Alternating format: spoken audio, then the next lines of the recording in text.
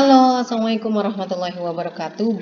Kembali bertemu dengan saya di Mapel IPA kelas 8. Masih tentang sistem pencernaan, kali ini kita mau membahas tentang penyakit pada sistem pencernaan. Diharapkan setelah kita belajar, belajar bareng nih tentang penyakit pada sistem pencernaan, itu membuat kita lebih aware lagi, membuat kita lebih menjaga kesehatan kita lagi. Karena pastinya teman-teman, menjaga kesehatan itu lebih baik dibandingkan kita mengobati. Lebih mahal mengobati dibandingkan menjaga kesehatan. Nah, apa saja sih penyakit pada sistem pencernaan ya? Sepertinya itu banyak dari beberapa penyakit yang akan kita sampaikan nanti itu ya, yang sangat tidak asing bagi kita ya. Ada beberapa penyakit yang mungkin ya sering kita alami. Oke, penyakit apa aja sih? Yuk kita lihat sama-sama ya. Oke. Diare, gastritis, konstipasi, wasir, apendisitis, tukak lambung, kolik, sariawan, cacingan, malnutrisi. Oke.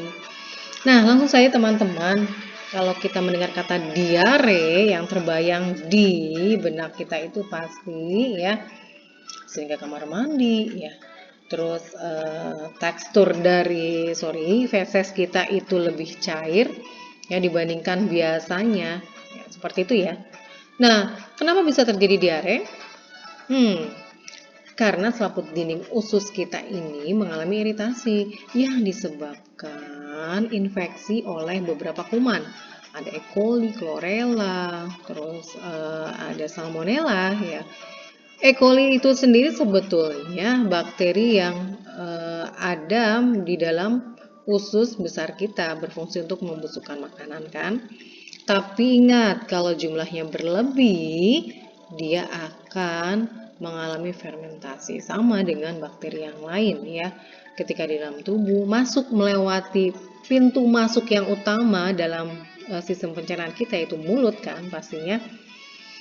Makanan masuk, mungkin kita lupa cuci tangan ketika memegang makanan ya, akhirnya masuk, kemudian beberapa kuman yang ada di dalamnya berkembang ya, seperti itu. Oke, selanjutnya kita kenal ada namanya gastritis. Nah, gastritis ini merupakan peradangan pada dinding dinding lambung maksud saya. Peradangan pada dinding lambung yang disebabkan karena tingginya kadar HCl, asam klorida. Asam klorida ini itu kan memang berfungsi untuk mengasamkan makanan, berfungsi untuk membunuh kuman yang datang. Tapi kalau kumannya berlebih, otomatis nih HCl-nya ini akan dikeluarkan lebih banyak lagi. Kalau zat asam ini lebih banyak, lambung kita lambat laun akan mengalami iritasi ya. Akan mengalami iritasi sehingga menimbulkan sakit pada perut kita, pada lambung kita. Kalau tadi kita berbicara tentang diare, ini kebalikannya, konstipasi atau yang kita kenal dengan nama sembelit. Sembelit ini terjadi karena kita susah mengeluarkan feses, susah buang air besar, ya kan? Nah, ternyata minum air itu sangat penting loh nak, sangat penting loh teman-teman. Minum air, makanan yang berserat seperti buah dan sayur itu sangat penting banget. Karena tubuh kita itu kan membutuhkan air. Kurang lebih 70%, lebih dari 70% dalam tubuh kita itu kan berisi cairan. Nah, salah satunya didapatkan dari makanan. Ibaratnya kalau kita memerah santan ya, airnya itu yang akan diserap itu sampai titik air penghabisan ya, udah nggak ada air-airnya lagi tuh serat ya, otomatis dia akan keras ya. Ya seperti feses kita juga demikian, kalau kurang airnya udah diserap nih di dinding usus besar, akhirnya yang terjadi adalah tekstur dari fesesnya itu agak sedikit keras sehingga susah dikeluarkan ya, untuk konstipasi atau sembelit. Selanjutnya kita mengenal ada yang disebut dengan hemoroid. Hemoroid ini lebih dikenalnya dengan sakit wasir ya. Nah, merupakan pembengkakan pembuluh darah ya yang membesar yang ada di sekitar anus ataupun rektum ya. Pembuluh darah yang terkena gangguan ini berada di sekitar atau di dalam bokong. Artinya adalah di dalam anus ya, di sekitar anus dan di sekitar rektum. Ya, ini gejalanya dari ringan sampai berat. Kalau ringan itu contohnya saja ya ada rasa gatal di sekitar anus ya, gatal-gatal gitu ya. Sampai sedang sampai berat. Sedang itu ya ketika kita mengeluarkan feses, kita BAB itu diantaranya ada darah ya, bercampur dengan darah. Nah, darah sedikit terus sampai banyak kalau terjadi gangguan pembuluh darahnya ini berat ya, pastinya darahnya juga semakin banyak. Kemudian yang paling berat itu ketika anusnya itu keluar ya, itu sudah berat dan biasanya akan dilakukan tindakan ya kalau kita ke rumah sakit. Mah merupakan penyakit yang nggak aneh lagi bagi kita, itu sering banget kita dengar ya. Mah putus, aduh sakit mah gitu, gejalanya apa nih? Udah mual gitu kan, mual terus perut berasa kembung gitu, berasa ya sakit ya. Ini memang karena gangguan sistem pencernaan ya. Jadi lambung kita berasa perih karena memang pada dinding lambung itu ada sedikit luka, gangguan. Disebabkan karena tingginya kadar asam lambung. Bisa jadi mah itu penyebabnya adalah pola makan kita yang nggak teratur. Terus stres sehingga menyebabkan psikosomatis. Ataupun ada bakteri ya, Helicobacter pylori ya, salah satu penyebab penyakit mah ini.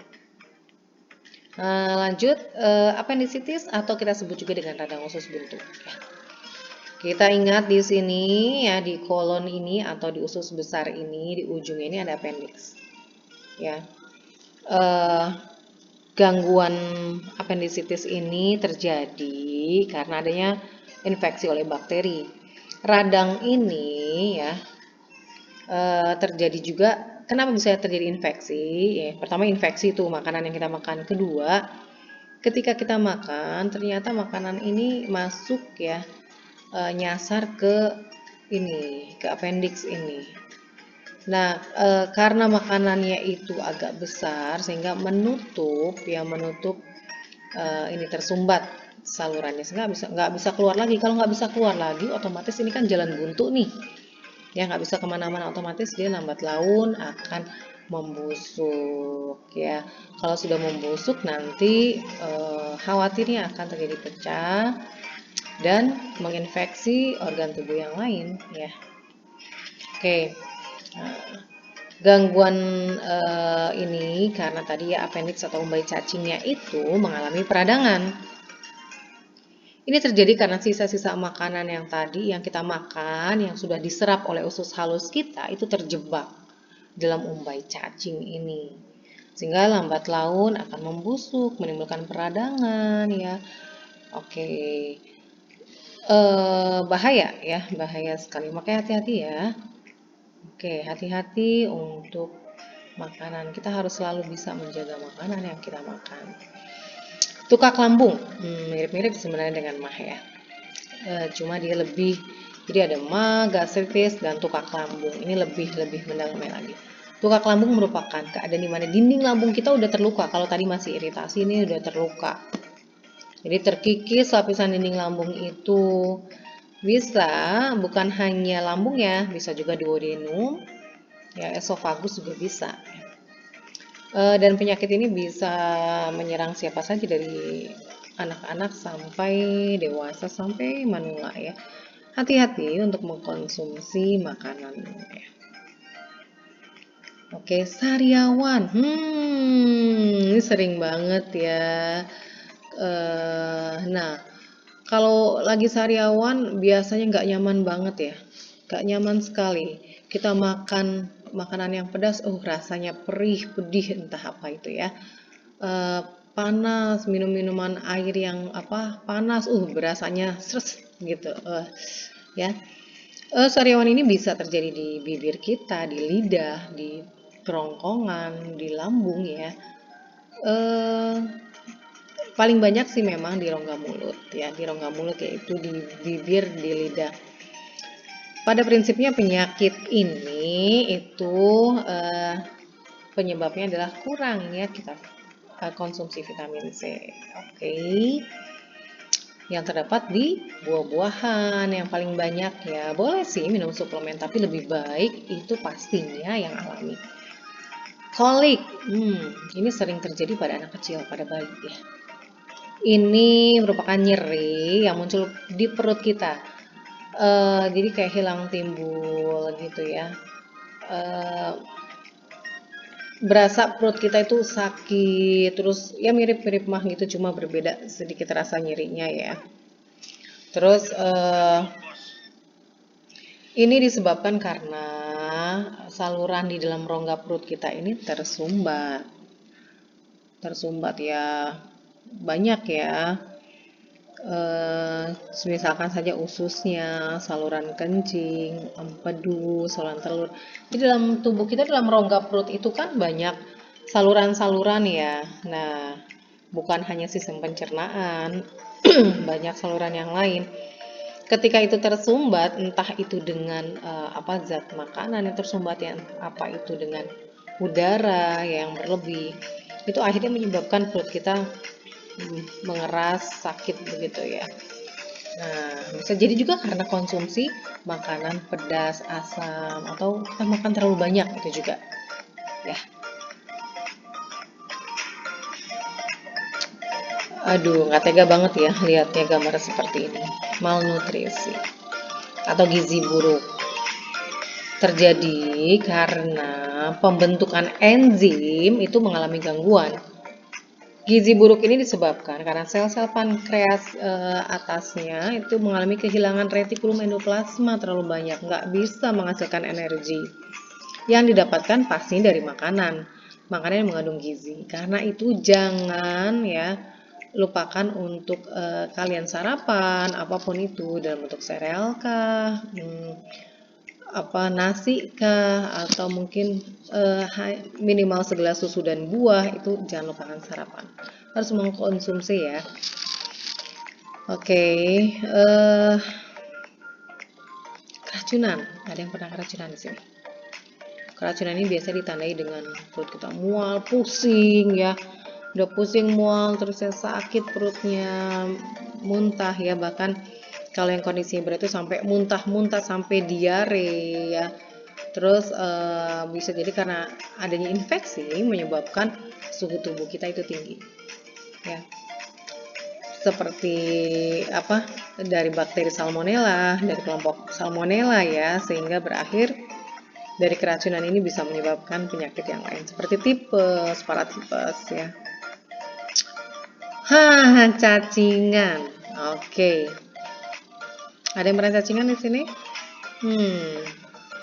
Menurut penelitian, ternyata cacingan ini di Indonesia itu sangat tidak asing ya. Hampir 80% orang Indonesia mengalami cacingan. Cacing dari jenis ini nantinya akan menghisap sari-sari makanan kita, sehingga kebanyakan anak kecil ya, karena yang namanya anak-anak itu masih menjaga kesehatan itu masih sedikit sembrono lah ya, ketika main terus pulang nggak cuci tangan lagi langsung makan ya. Pokoknya kita harus selalu menjaga kesehatan dan kebersihan ya.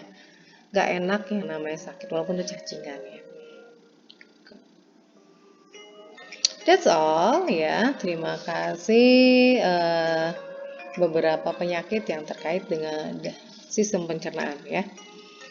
Jaga terus kesehatan kita, jaga terus kebersihan kita, karena menjaga kebersihan, menjaga kesehatan itu lebih penting dibandingkan kita mengobatinya. Oke, sampai jumpa lagi di pertemuan selanjutnya. Wassalamualaikum warahmatullahi wabarakatuh.